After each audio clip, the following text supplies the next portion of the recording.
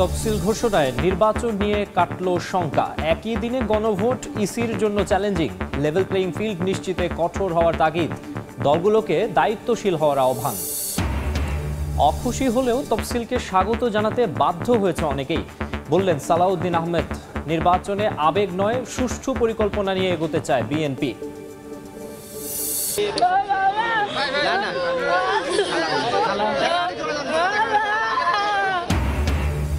দেশবাসীকে কাঁদিয়ে চিরনিদ্রায় শায়িত শিশু সাজিদ। রাজশাহীর তানোরে জানাজায় ঢল নামে মানুষের।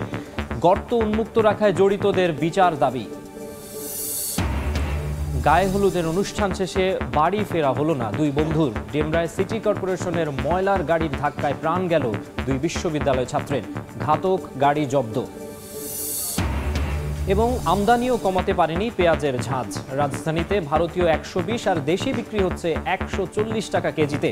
কেনা দরই বেশি, দাবি বিক্রেতার। নতুন মুড়ি কাটার কেজি 100-র বেশি।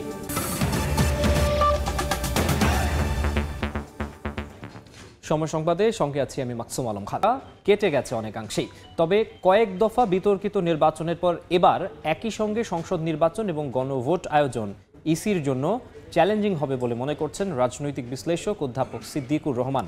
অন্যদিকে সিইসির ভাষণে গণভোট নিয়ে স্পষ্ট বার্তা আসেনি বলে মত নির্বাচন বিশেষজ্ঞ জেসমিন টুলির। তার মতে, আস্থাহীনতা দূর করতে আইন শৃঙ্খলার উন্নয়নের রূপরেখা থাকা উচিত ছিল ভাষণে। লেভেল প্লেইং ফিল্ড নিশ্চিতে ইসিকে কঠোর হওয়ার তাগিদ দুই বিশেষজ্ঞেরই। একই সঙ্গে প্রার্থী এবং রাজনৈতিক দলগুলোকে ইতিবাচক ভূমিকা রাখার আহ্বান তাদের। হাসান ওয়ালির প্রতিবেদন। সব শঙ্কার অবসান ঘটিয়ে ঘোষিত হয়েছে ত্রয়োদশ জাতীয় সংসদ নির্বাচনের তফসিল। 12 ফেব্রুয়ারি ভোটাররা শুধু পছন্দের প্রার্থীকে বিজয়ী করবেন না, বরং আগামীর বাংলাদেশ নির্মাণের সিদ্ধান্তের রূপরেখা জুলাই সনদ নিয়েও দেবেন মতামত। বৃহস্পতিবার সন্ধ্যায় সিএসির নির্বাচন এবং গণভোটের ঘোষণাকে স্বাগত জানিয়েছে সব মহল। দেশের ইতিহাসে এবারই প্রথম সংসদ নির্বাচনের সঙ্গে হতে যাচ্ছে গণভোট। রাজনৈতিক দলগুলোর নানা মতের মধ্যেই এই সিদ্ধান্ত নিয়েছে ইসি। নির্বাচন বিশ্লেষক জেসমিন টুলির মতে, সিইসির ভাষণে গণভোট সম্পর্কিত আলোচনা কম ছিল, ফলে একই দিনে দুই নির্বাচনের ঘোষণা সর্বসাধারণের কাছে প্রতিষ্ঠিত নাও হতে পারে। দুইটা নির্বাচন হচ্ছে, উনি গণভোট বলেছে, কিন্তু জাস্ট মনে হয়েছে যে বলেছে, কিন্তু দুটাই তো বড় নির্বাচন। গণভোটটাকে আরেকটু গুরুত্ব দিয়ে আরেকটু আনলে ভালো। ভোটারদের আস্থার জায়গাটা, এই জায়গাটা উনি আরও কিছু বাক্য ব্যবহার করতে পারতেন। আইন শৃঙ্খলা উন্নতি হয়েছে, কিন্তু আরও উন্নতি করা, এই জায়গাগুলো যদি একটা আর কিছু কিছু করে কয়েকটা সেন্টেন্স উনি আনতে পারতেন, তাহলে ভোটাররা আশ্বস্ত হতো। রাজনৈতিক বিশ্লেষক অধ্যাপক সিদ্দিকুর রহমানের মতে, তফসিল ঘোষণার মধ্য দিয়ে নির্বাচন নিয়ে শঙ্কা কেটে গেছে অনেকাংশেই। তবে আওয়ামী আমলে বেশ কিছু বিতর্কিত নির্বাচন হয়, এবার ইসির চ্যালেঞ্জও বেশি। নির্বাচনকে কেন্দ্র করে যে আশঙ্কা, সেই আশঙ্কাটা আমরা মনে করি যে আজকের এই তফসিল ঘোষণার মধ্য দিয়ে অনেকাংশেই কেটে গেল। 3টা বিতর্কিত নির্বাচনের পর ত্রয়োদশ জাতীয় সংসদ নির্বাচন হবে। চ্যালেঞ্জের জায়গা কিন্তু আমাদের অনেক, যে নির্বাচনকালীন সময়ে নির্বাচন কমিশন যদি সত্যিকার অর্থে সদিচ্ছা থাকে, তাদের সহযোগিতায় যে চ্যালেঞ্জগুলো আছে সেই চ্যালেঞ্জগুলো মোকাবেলা করে একটা গ্রহণযোগ্য নির্বাচন করা সম্ভব। লেভেল প্লেইং ফিল্ড নিশ্চিতে ইসিকে কঠোর হওয়ার পরামর্শ নির্বাচন বিশ্লেষক জেসমিন টুলির। তবে শুধু নির্বাচন কমিশন বা সরকার নয়, সুষ্ঠু নির্বাচন আয়োজনে প্রার্থী এবং রাজনৈতিক দলগুলোর ইতিবাচক ভূমিকার উপর জোর দিচ্ছেন অধ্যাপক সিদ্দিকুর রহমান। আইন ব্যত্যয় করলে যেমন হেভিওয়েটের জন্য যে ব্যবস্থা, বা যিনি হেভিওয়েট না তার জন্য সেই ব্যবস্থা, এটা time to time official commission আইন শৃঙ্খলা বাহিনীর সাথে বসে এবং মাঠের সাথে খোঁজ নেয় কী বস্তা। এই একটা প্ল্যানিং পরিকল্পনা করা সরকারের দায়িত্ব, ইলেকশন কমিশনের দায়িত্ব থেকে রাজনৈতিক দলগুলোর দায়িত্ব অনেকটাই বেশি হবে। কেননা মাঠ পর্যায়ে মানে ভোটারদের সাথে সরাসরি সংযোগটা তৈরি হবে কিন্তু এই মানে রাজনৈতিক দলগুলোর। ঘোষিত তফসিল অনুযায়ী সংসদ নির্বাচনে মনোনয়নপত্র জমা দেওয়া যাবে 12 থেকে 29 ডিসেম্বর পর্যন্ত। যাচাই বাছাই 30 ডিসেম্বর থেকে 4 জানুয়ারি। মনোনয়নপত্র প্রত্যাহারের শেষ তারিখ 20 জানুয়ারি। হাসান ওয়ালি, সময় সংবাদ, ঢাকা।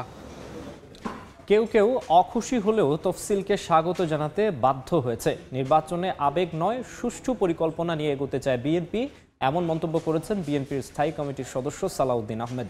সকালে রাজধানীর খামারবাড়িতে কৃষিবিদ ইনস্টিটিউটে দেশ গড়ার পরিকল্পনা শীর্ষক আলোচনা সভায় তিনি এই কথা বলেন। শ্বেতপত্রের প্রতিবেদন অনুযায়ী 29,25,000 কোটি টাকা আওয়ামী লীগের সময় পাচার হয়েছে। বিগত সরকার অর্থনৈতিকভাবে দেশকে ধ্বংস করে দিয়েছে, কিন্তু নির্বাচনে আওয়ামী লীগের ভোট পাওয়ার আশায় একটি দল তাদের কুকীর্তি নিয়ে কথা বলে না বলেও মন্তব্য করেন সালাউদ্দিন আহমেদ। ধর্মের বিভাজনের রাজনীতি বিএনপি চায় না উল্লেখ করে তিনি আরও বলেন, 47 থেকে 71 যারা স্বাধীনতার বিরুদ্ধে ছিল তাদের কথাও ভুলে গেলে চলবে না। বিএনপির গণতন্ত্রের সংজ্ঞা হচ্ছে গণমানুষের গণতান্ত্রিক সংজ্ঞা। আমরা কখনো ধর্মের নামে রাজনীতিতে বিভক্তি আনতে চাই না, করব না। সেই দলটি আওয়ামী লীগের ভোট প্রাপ্তির জন্য আওয়ামী লীগের বিরুদ্ধে একটি শব্দ উচ্চারণ করে না। আওয়ামী লীগের ভোট টানার জন্য তাদের যে ভূমিকা সেটা জনগণের সামনে উন্মোচন করেছে। 3 দফায় বিএনপির ঘোষিত প্রার্থী তালিকায় নেই শরিকরা। অনেকের আসনেই দেয়া হয়েছে প্রার্থী, আর এ নিয়ে তীব্র ক্ষোভ যুগপৎ আন্দোলনে থাকা শরিকদের। প্রতিশ্রুতি ভঙ্গের অভিযোগ তুলেছেন অনেকেই। তবে শরিক দলের নেতাদের জয়ী হওয়ার সক্ষমতা নিয়ে প্রশ্ন রয়েছে বিএনপিতে। দলটির স্থায়ী কমিটির সদস্য ইকবাল হাসান মাহমুদ টুকু বলেছেন, জয়ী হতে সক্ষম শরিকদের অনানুষ্ঠানিকভাবে মনোনয়ন দেওয়া হয়েছে, দ্রুতই তা প্রকাশ করা হবে। হাসান ওয়ালির আরও একটি প্রতিবেদন।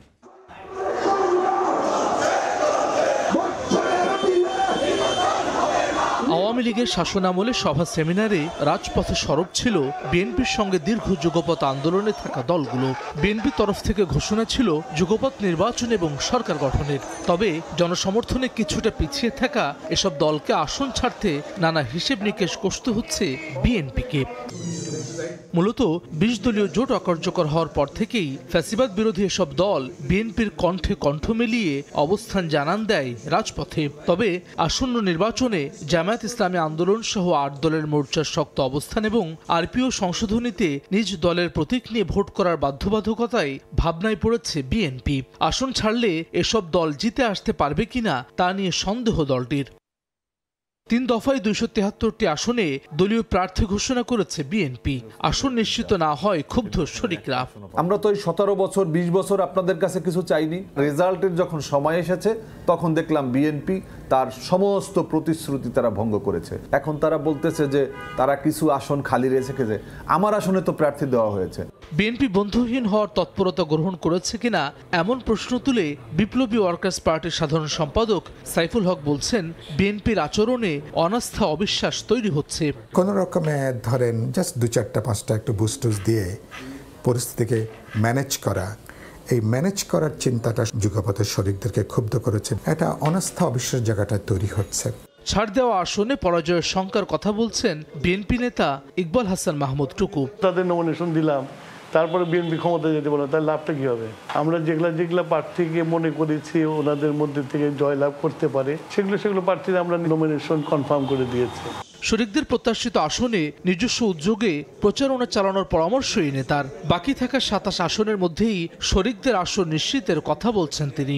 এলাকায় যে কাজ করে। হাসান ওয়ালি, সময় সংবাদ, ঢাকা। রংপুরের 6টি সংসদীয় আসনেই নির্বাচনী উত্তাপ। মতবিনিময় সভায় বিএনপি ও জামায়াত সহ বেশ কয়েকটি রাজনীতির দল সক্রিয়। মাঠে থাকা দলগুলো নিজেদের জয় নিশ্চিত করতে নানা প্রতিশ্রুতি দিলেও ভেবে চিনতে যোগ্য প্রার্থীকে নির্বাচিত করতে চান ভোটাররা।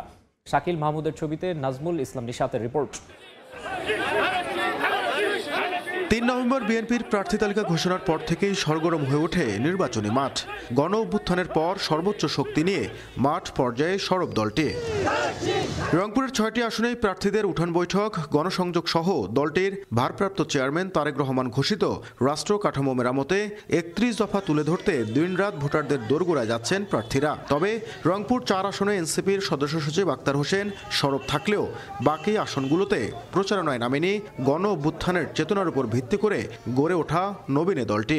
তারেক রহমান যেভাবে মানুষের পাশে দাঁড়ানোর জন্য আমাদেরকে নির্দেশনা দিচ্ছেন, সেভাবে ওই রকম শক্ত কোনো চ্যালেঞ্জ মোকাবেলা করার মতো আমার মনে হয় অবস্থা বর্তমানে নাই।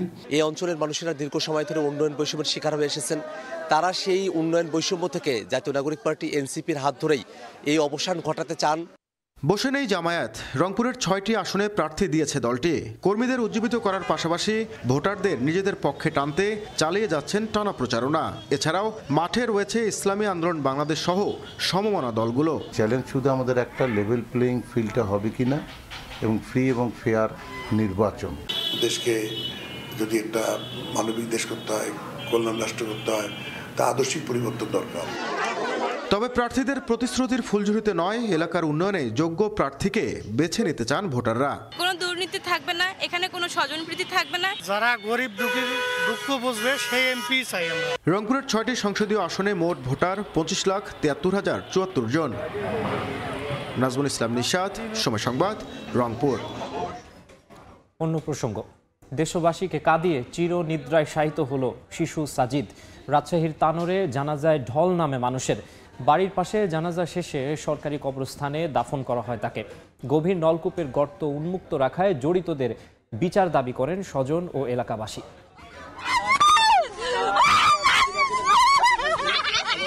হাসি খুশি আর খুনসুটিতে সারাক্ষণ ব্যস্ত রাখত বুকের মানিক। তাকে হারিয়ে দিশেহারা বাবা মা। 2 বছরের শিশু সাজিদের মর্মান্তিক মৃত্যুতে শোকাহত স্বজন ও এলাকাবাসী।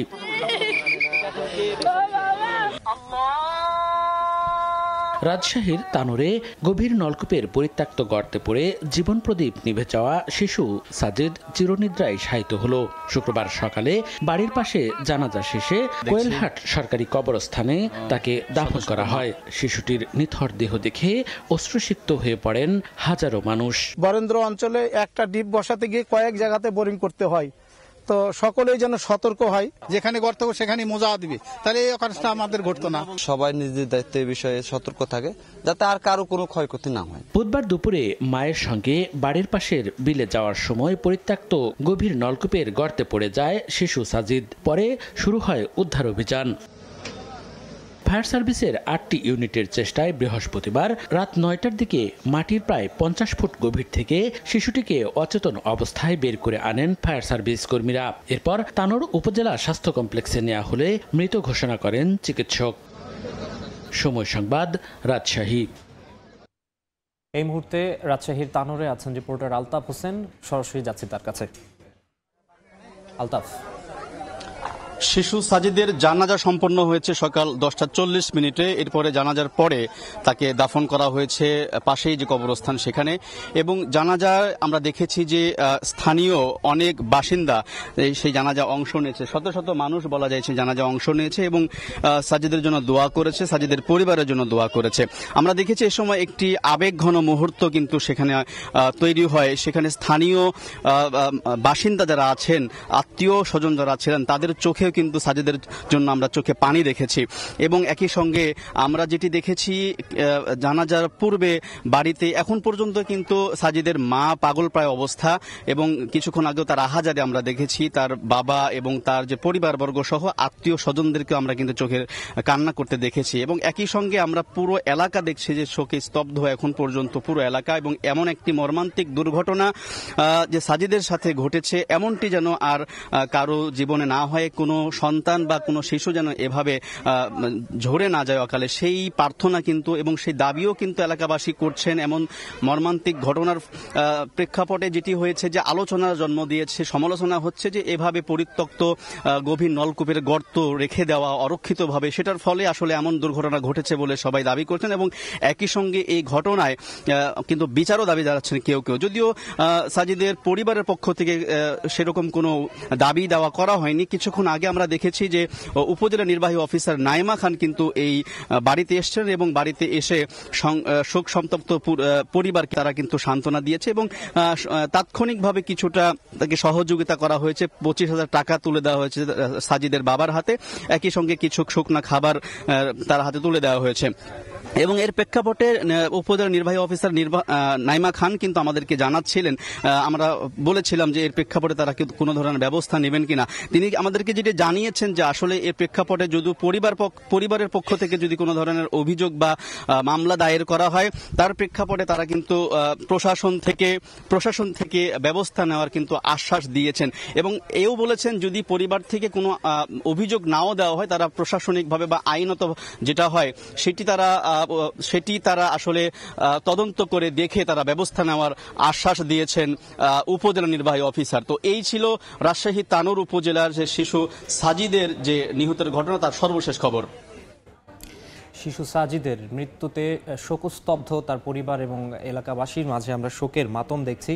তার বাড়ি থেকে, রাজশাহীর তানোরে তার বাড়ি থেকে যুক্ত হয়েছেন আমাদের সহকর্মী আলতাফ হোসেন। আবারও রাজধানীতে সিটি কর্পোরেশনের ময়লার গাড়ির ধাক্কায় ঝরল প্রাণ। ডেমরায় প্রাণ হারালেন মোটরসাইকেল আরোহী 2 বিশ্ববিদ্যালয় শিক্ষার্থী। ভোরে কোনাপাড়া এলাকায় এই দুর্ঘটনা ঘটে। ঘটনাস্থল থেকে ঘাতক গাড়িটি জব্দ করেছে পুলিশ। ঢাকা দক্ষিণ সিটি কর্পোরেশনের ময়লার গাড়ির ধাক্কায় সড়কে ঝরল 2 বিশ্ববিদ্যালয় শিক্ষার্থীর প্রাণ। স্বজনরা জানান, বন্ধুর বোনের গায়ে হলুদের অনুষ্ঠান শেষে মোটরসাইকেলে বাসায় ফিরছিলেন। পথে শুক্রবার ভোরে ডেমরার কোনাপাড়া এলাকায় সিটি কর্পোরেশনের একটি ময়লার গাড়ি তাদের মোটরসাইকেলটিকে পেছন থেকে ধাক্কা দেয়। এতে ঘটনাস্থলেই তপু মারা যান। আহত ইরামকে ঢাকা মেডিকেলে নেওয়ার পর চিকিৎসক তাকে মৃত ঘোষণা করেন। সিটি কর্পোরেশনের ময়লার গাড়ি ছিল, তো ও মানে একদম দ্রুত এসে আমাদের ওখানে ওরা একদম পিছিয়ে নিয়ে চলে গেছে। আমরা 4 দোকান থেকে বের হয়ে আসতে আসতে অলরেডি ও স্পট ডেড। আইসিতে আছে না কোথায় আছে বলো যে ইমার্জেন্সি আছে। তো আমি বললাম যে একদম রিয়েল আপনি নিউজটা আমাকে বলেন, সমস্যা নেই। তো উনি বললো যে উনি মারা গেছে। দুর্ঘটনার খবরে ঢাকা মেডিকেলে ছুটে আসেন নিহতের বন্ধু ও পরিবারের সদস্যরা। ঘাতক চালকের দৃষ্টান্তমূলক শাস্তি দাবি করেন তারা। একটা রোড অ্যাক্সিডেন্ট হলে এটা নিয়ে কিছু হয়, এরপর আবার সবাই থেমে যায়, এরপর আর কিছুই হয় না। এখন যদি এটা সমাধান হয় তাহলে।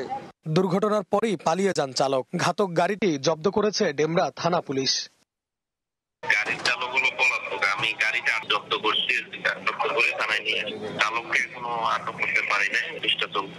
নিহত ইরাম দেওয়ান আমেরিকান ইন্টারন্যাশনাল ইউনিভার্সিটি ও তপু আহমেদ ইউনাইটেড ইন্টারন্যাশনাল ইউনিভার্সিটির শিক্ষার্থী। তারা দুজনেই ডেমরার সানারপাড় এলাকার বাসিন্দা। নাইম হাসান, সময় সংবাদ, ঢাকা। এদিকে চাঁদপুরে কাভার্ড ভ্যান চাপায় এক কলেজ ছাত্র নিহত হয়েছেন। এই সময় গুরুতর আহত হয়েছেন আরও 2 জন। সকালে চাঁদপুর কুমিল্লা আঞ্চলিক মহাসড়কের চৌরাস্তা এলাকায় এই দুর্ঘটনা ঘটে। পুলিশ জানিয়েছে, চৌরাস্তা এলাকায় মাছ বাজারে যাওয়ার পথে 3 পথচারীকে কাভার্ড ভ্যান চাপা দেয়। এ সময় কলেজ ছাত্র রুমান হোসেন ঘটনাস্থলেই নিহত হন। আহতদের চাঁদপুর জেনারেল হাসপাতালে ভর্তি করা হয়েছে। কাভার্ড ভ্যানের চালক ও সহকারীকে আটক করা হয়েছে। নিহত রোমান চাঁদপুর সরকারি কলেজে স্নাতক ব্যবস্থাপনা প্রথম বর্ষের ছাত্র ছিলেন।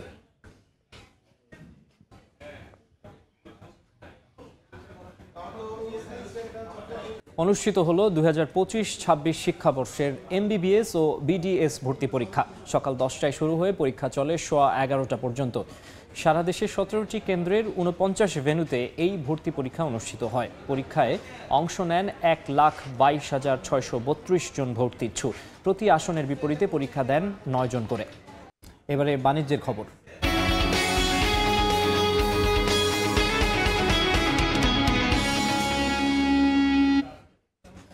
আমদানিও কমাতে পারেনি রাজধানীতে পেঁয়াজের দাম। ভারতীয় পেঁয়াজ 110 থেকে 120 আর দেশি বিক্রি হচ্ছে 140 টাকা কেজিতে। রাজধানীর বিভিন্ন বাজার ঘুরে দেখা গেছে, সরবরাহ সংকটের কারণে কমছে না পেঁয়াজের দাম। বাজারে পুরাতন দেশি পেঁয়াজ 130 থেকে 140 টাকা পর্যন্ত বিক্রি হতে দেখা গেছে। বছর জুড়ে দেশে উৎপাদিত পেঁয়াজ চাহিদার 70 থেকে 80% যোগান দিতে পারে। বাকি 20 থেকে 30% আমদানি করা হয়। ব্যবসায়ীরা বলছেন, ভারতীয় পেঁয়াজ আমদানি হলেও এখনও বাজারে সরবরাহ স্বাভাবিক হয়নি। অন্যদিকে সপ্তাহ ব্যবধানে কমেছে শীতকালীন সবজির দাম। 5 থেকে 10 টাকা বেড়ে কাঁচামরিচ বিক্রি হচ্ছে 35 থেকে 40 টাকায়। মৃদু শৈত্যপ্রবাহের কবলে পড়েছে দেশের উত্তরের জেলা পঞ্চগড়। শীতে বিপাকে পড়েছে নিম্ন আয়ের মানুষ। তেঁতুলিয়া আবহাওয়া অফিস বলছে, টানা 2 দিন ধরে জেলায় মৃদু শৈত্যপ্রবাহ বয়ে যাচ্ছে। কুয়াশা না থাকলেও পাহাড়ি হিম বাতাসের সঙ্গে শীতের তীব্রতা বাড়ছে প্রতিদিনই। দিনের তুলনায় সন্ধ্যা থেকে পরদিন সকাল পর্যন্ত অনুভূত হচ্ছে হাড় কাঁপানো শীত। সকাল 9টায় জেলার তাপমাত্রা রেকর্ড করা হয়েছে 9.3 ডিগ্রি সেলসিয়াস। তবে দিনের বেলা তাপমাত্রার পারদ 26 ডিগ্রির ঘরে থাকছে।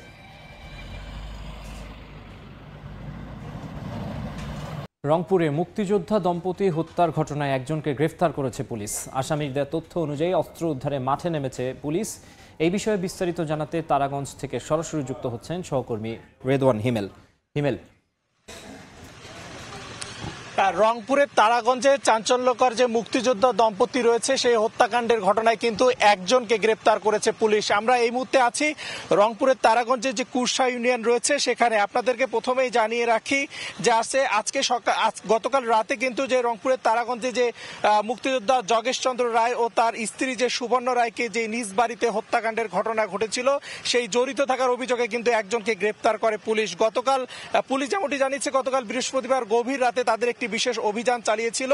উপজেলার যে আলমপুর ইউনিয়ন রয়েছে শেরমস্ত বালাপার এলাকা থেকে গ্রেপ্তার করা হয়। ব্যক্তিটির নাম ছিল কিন্তু মোরসালিন, 22 বছর বয়স। তাকে কিন্তু এই ঘটনায় গ্রেপ্তার করে।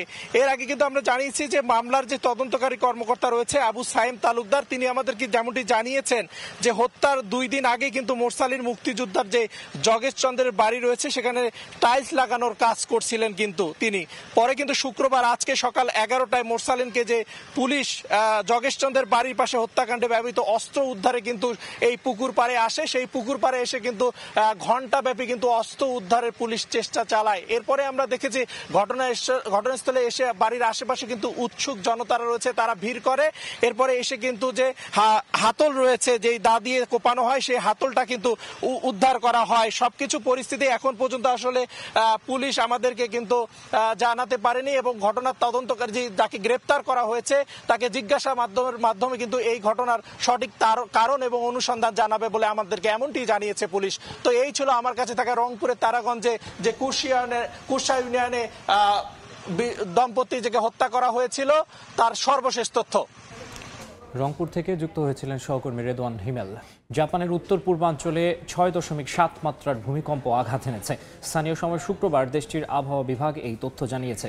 জাপানের আবহাওয়া সংস্থা শুরুতে ভূমিকম্পটির তীব্রতা 6.5 জানালেও পরে তা সংশোধন করে 6.7 মাত্রা নিশ্চিত করে। পাশাপাশি সংস্থাটি উত্তর প্রশান্ত মহাসাগরীয় উপকূলে সর্বোচ্চ 1 মিটার উচ্চতার সুনামি ঢেউ আঘাত হানতে পারে বলে সতর্কতা জারি করা হয়, যদিও পরে তা প্রত্যাহার করা হয়েছে।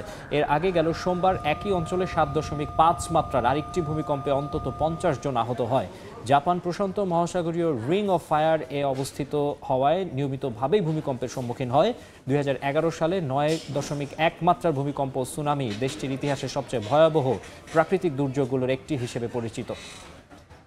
খেলার খবর, ভারত সাউথ আফ্রিকা টি-20 সিরিজ প্রসঙ্গ। সমতায় ফিরল সাউথ আফ্রিকা। দ্বিতীয় ম্যাচে ভারতকে 51 রানে হারিয়েছে প্রোটিয়ারা। প্রথমে ব্যাট করে 4 উইকেটে 213 রান করে সফররতরা, জবাবে 162 রানে গুটিয়ে যায় ভারতের ইনিংস। টস হেরে ব্যাট করতে নেমে ভালো শুরু করতে পারেনি সাউথ আফ্রিকা। 38 রানে বিদায় নেন রিজা হেনরিক্স। দ্বিতীয় ইনিংসে দ্বিতীয় উইকেট জুটিতে মার্ক্রামকে সঙ্গে নিয়ে বিধ্বংসী ইনিংস খেলেন কুইন্টন ডিকক। মার্ক্রাম 29 করে আউট হলেও আগ্রাসী ব্যাটিং করে 50 তুলে নেন ডিকক। শেষ পর্যন্ত প্রোটিয়া ওপেনার থামেন 90 রানে রান আউটের শিকার হয়ে। শেষ দিকে ডেভন ফেরেইয়ার ও মিলারের ঝোড়ো ইনিংসে সাউথ আফ্রিকা 4 উইকেট হারিয়ে ভারতকে 214 রানের টার্গেট দেয়।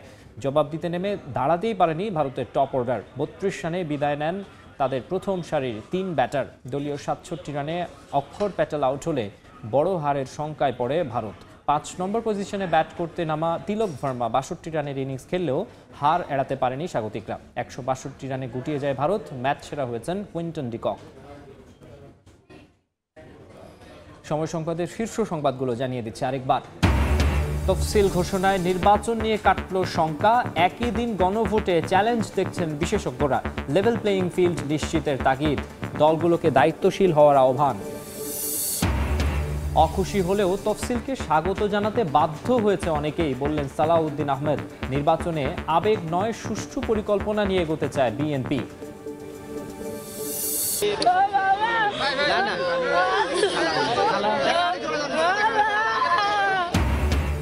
সবাইকে কাঁদিয়ে চিরনিদ্রায় শিশু সাজিদ। রাজশাহীর তানোরে জানাজায় মানুষের ঢল। গর্ত উন্মুক্ত রাখায় জড়িতদের বিচার দাবি।